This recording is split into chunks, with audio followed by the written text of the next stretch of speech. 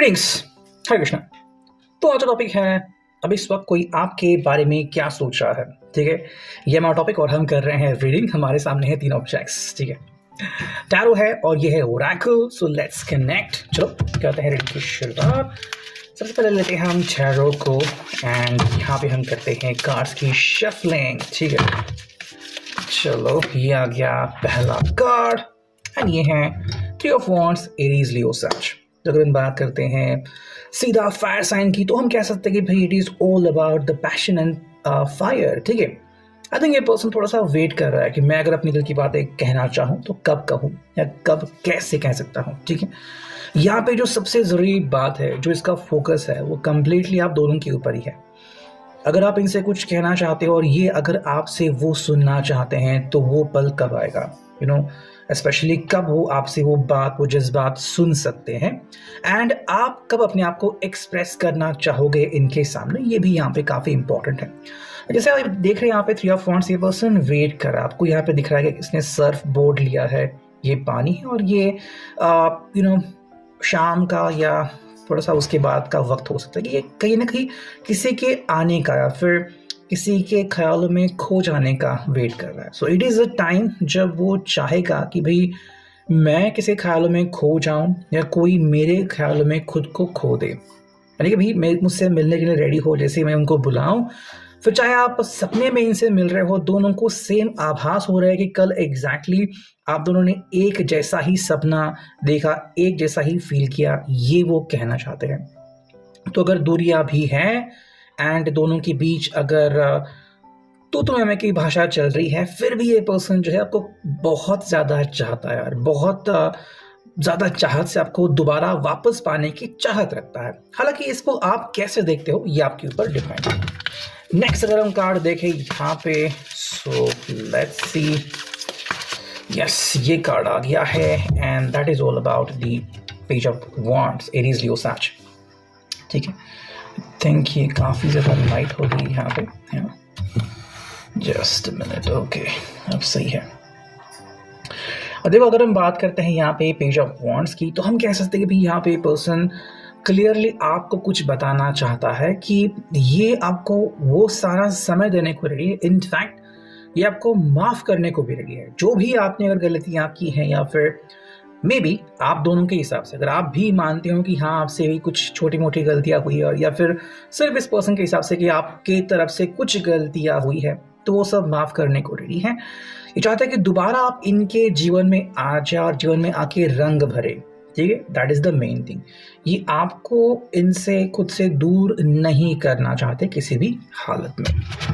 बाकी अगर हम नेक्स्ट देखते हैं कि हमें क्या कार्ड मिलता है, सो लेट्स सी। चलो ये कार्ड आ गया and that is all about 4 of pentacles. तो बात यहाँ पे है बेसिकली टॉरस, वर्गो, कैप्रिकॉर्न की एंड ये है earth sign. Earth sign is all about being connected, है ना, कि आपका एक दूसरे के साथ किस तरह से कनेक्शन बैठता है। देखो ये कह रहे हैं कि मैं आपको समय देता हूँ, आपको जब आना है आप आ सकते हैं, फिर जब आपको बातचीत करनी है बता दो, आई विल बी रेडी। तब तक मैं बस आपका वेट करता रहूँगा।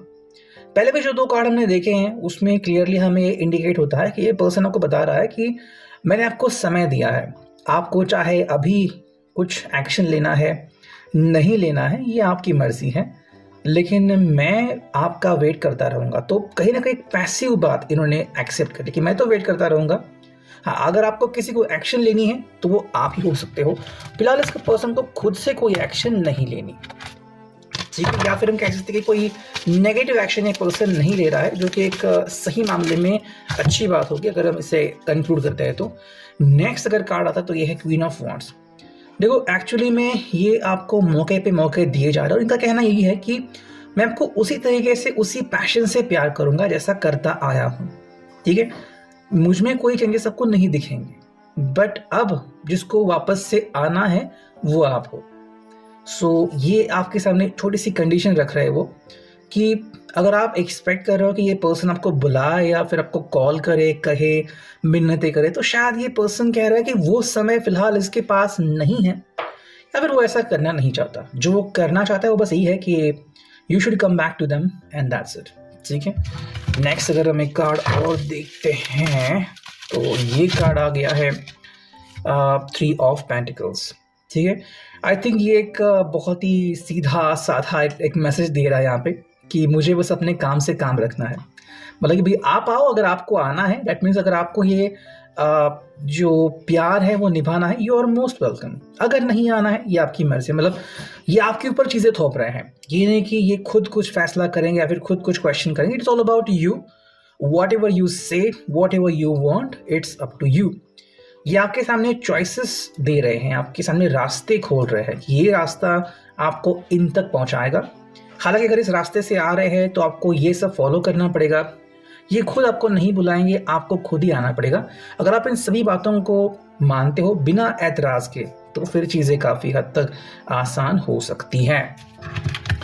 अब थोड़ा सा क्लैरिफाई करते हैं इसको इस ओरेकल से। सो देखते हैं हमें क्या रीडिंग मिलती है। जो पहला कार्ड है वो है, जस्ट अ मिनट, कंफर्ट।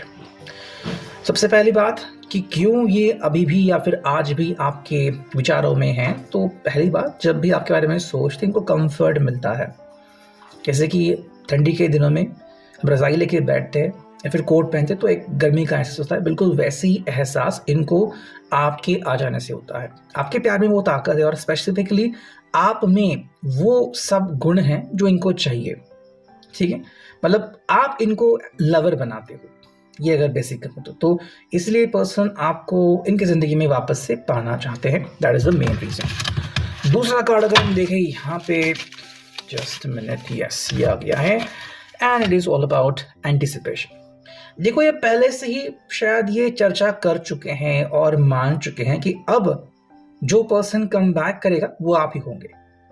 मतलब ये पर्सन को खुद कुछ नहीं करना है या फिर इस पर्सन का अभी फिलहाल कोई रोल नहीं है। अब जो पर्सन मेन रोल प्ले करेगा, मेन एक्ट जिस पर्सन की होगी वो आप ही होगे। आप खुद आओगे, आप इनसे बातें करोगे, आप खुद ही इनके बाहों में आओगे, इनको कुछ करने की ज़रूरत नहीं है। तो ये उन्होंने पहले ही, आप कह सकते हो कि प्रेडिक्ट कर लें कि ऐसी सोच है कि अगर होगा तो यही होगा कि आप खुद ही आओगे और इनको कुछ एक्स्ट्रा करने की ज़रूरत नहीं पड़ेगी। ठीक है, अब शायद इनका प्यार बोल रहा है या फिर घमंड, वो तो अलग बात है। नेक्स्ट अगर हम कार्ड देखते हैं तो ये है गाइडेंस।